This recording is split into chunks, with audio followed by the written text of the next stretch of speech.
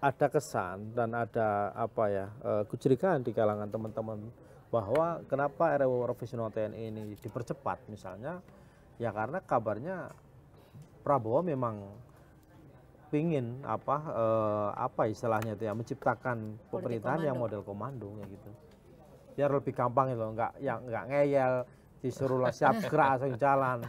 Sementara kalau sipil kan masih menyisakan ruang perdebatan, ruang diskusi gitu loh. Kalau tentara kan enggak. Lo jalan siap dan jalan siap gerak gitu loh. Kalau sipil kan lo kan ini seperti ini masih kayak gitu. Nah, Pak Adi melihat ada kecenderungan ada arah ke sana. Ke arah itu. Ya saya kira sebenarnya tanpa diformalkan sekalipun, sistem politik kita itu adalah sistem politik komando, Bang. Sekalipun ada otonomi daerah, dalam banyak hal itu sistem komando. Buktinya apa?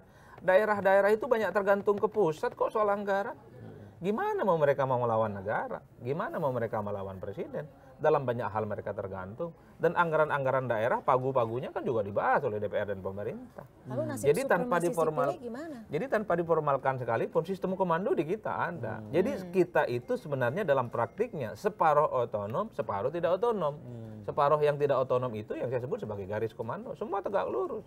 Jadi retreat kepala daerah itu sebenarnya adalah untuk mensinergikan bagaimana pusat itu dengan daerah sinkron. Tapi kan daerah ngomong, oke, tegak lurus. Tapi kalau anggaran daerah itu defisit, apa solusinya? Kan mulai banyak muncul tuh daerah-daerah. Anggaran kita kurang, akibat efisiensi, akibat pemotongan.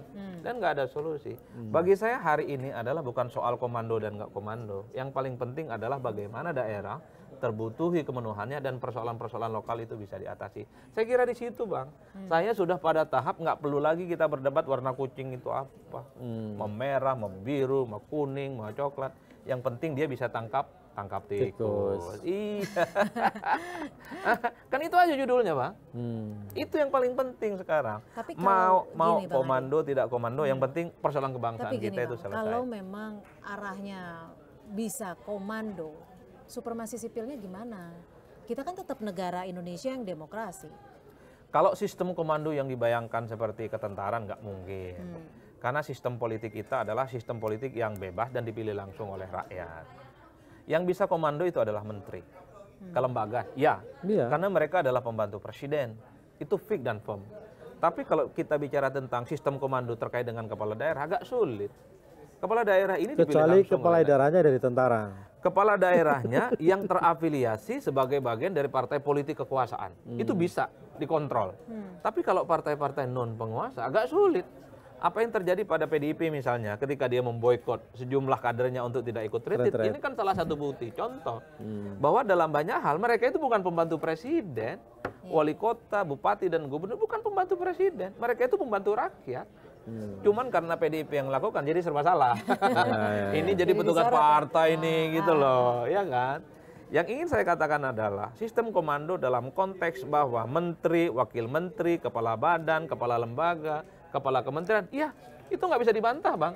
Tanpa diformalkan sekalipun dalam praktiknya, mereka garis komandonya ke pusat. Artinya tanpa harus merevisi undang-undang TNI dan menambah area kerja TNI di kementerian lembaga, sebenarnya para Prabowo tetap bisa melakukan politik komando sebenarnya. Kan? Sangat bisa. Lo tanpa diformalkan semua orang dan semua partai tegak lurus kok.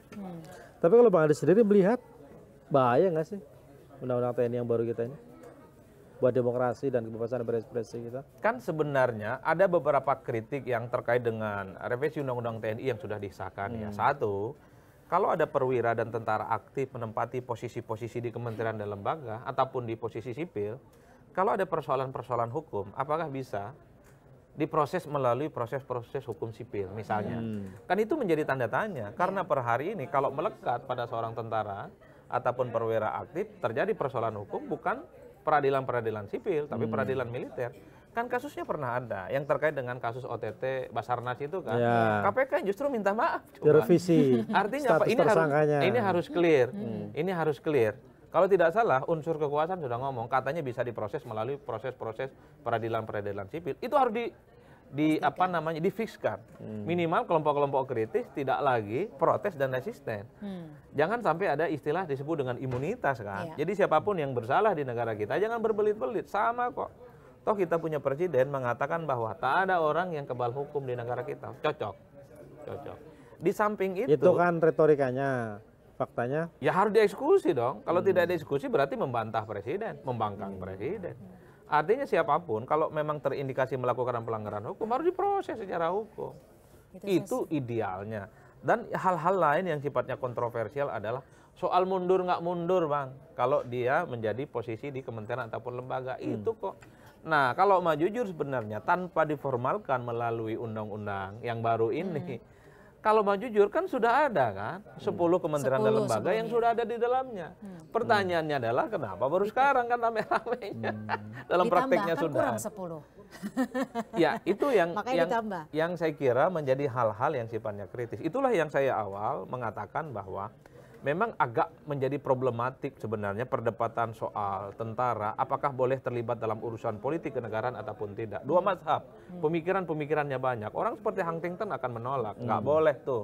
Jadi fokus pada pertahanan. Tapi orang seperti Jenderal Aha Nasution memperbolehkan. Tapi bukannya memang di negara maju memang tentara itu memang profesional dan kerjanya adalah fungsi-fungsi pertahanan aja. Ya memang itu tidak bisa dibantah, Tapi di kita untuk mengakomodasi pertahanan dan keamanan seperti tentara kan celahnya ada, Bang, terbuka secara signifikan.